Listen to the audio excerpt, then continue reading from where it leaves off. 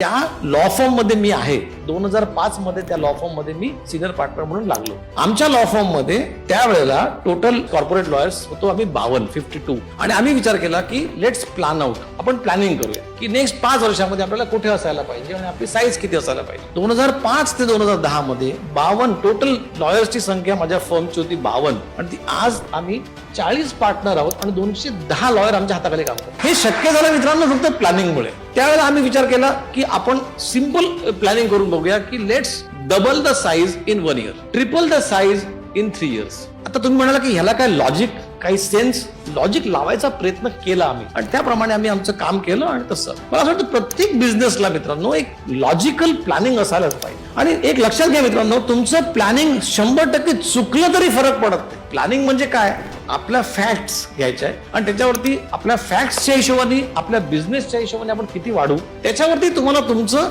Ambition super impose करायचं. हे याचं कॉम्बिनेशन इज प्लॅनिंग.